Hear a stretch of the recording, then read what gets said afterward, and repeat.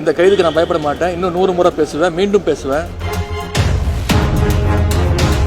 நிச்சயமா டபுள் மீனிங்லாம் பேசவே இல்லை. நான் ஒரே மீனிங்ல தான் பேசினேன், சிங்கிள் மீனிங்ல தான் பேசினேன், மீண்டும் பேசுவேன்.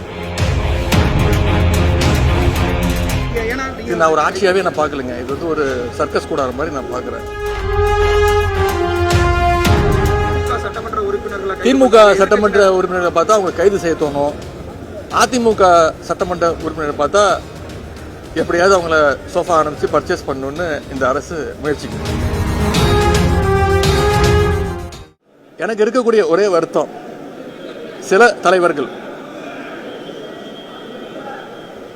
நான் பேசினதை முழுசா கேட்காமலோ பார்க்காமலோ ஆராயாமலோ நான் தவறா பேசிட்டேன் அப்படின்னு கண்டனம் தெரிவிச்சிருக்கிறாங்க. அது எனக்கு கொஞ்சம் வருத்தமாக இருக்கு. நான் எந்த நேரத்தில் அந்த மாதிரி தவறான எண்ணத்தில் நான் பேசவே இல்லை. விவசாயிகளுக்கு ஆதரவாக பேசினதுக்காக இந்த தரங்கட்ட அரசு கைது செஞ்சிருக்கிறாங்க.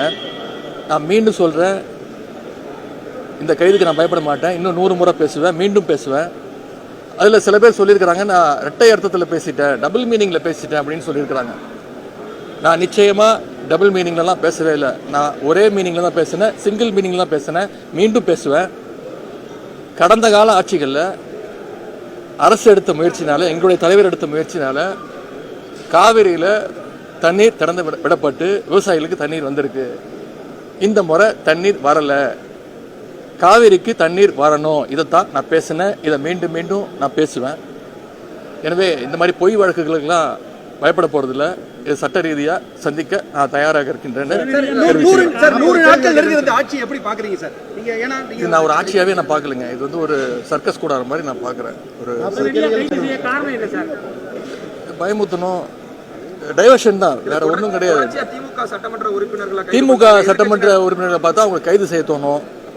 அதிமுக சட்டமன்ற உறுப்பினரை பார்த்தா எப்படியாவது அவங்கள சோஃபா ஆரம்பிச்சு பர்ச்சேஸ் பண்ணணும்னு இந்த அரசு முயற்சிக்குது. 2.5 மாத காலத்துல வந்து பலரையும் வந்து திமுக சட்டமன்ற உறுப்பினர் இருக்கட்டும், இப்ப எதிர்க்கட்சி தலைவரையே வந்து கைது செய்யும் நடவடிக்கையில இந்த அரசு ஈடுபட்டிருக்கு.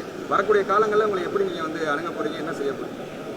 இந்த முதலமைச்சருக்கு திமுகவோட வரலாறு தெரியல, தமிழ்நாட்டுடைய வரலாறு தெரியல, தெரியாம இதெல்லாம் பண்ணிட்டு இருக்கிறாரு. மக்கள் இதெல்லாம் பார்த்துட்டு இருக்கிறாங்க. நிச்சயம் மக்கள் இதற்கான பதிலை தர வேண்டிய நேரத்தில் நிச்சயம் தருவாங்க. முடிச்சுட்டு நாங்கள் சட்டமன்ற உறுப்பினர் அத்தனை பேரும், முக்கிய தலைவர்கள், மூத்த தலைவர்கள் அத்தனை பேரும் எங்களுடைய தலைவரை பார்க்க தலைவருடைய இல்லத்துக்கு செல்கிறோம். தலைவர் வந்து எங்களுக்கு தகுந்த அறிவுரையை கூறுவாங்க. நன்றி.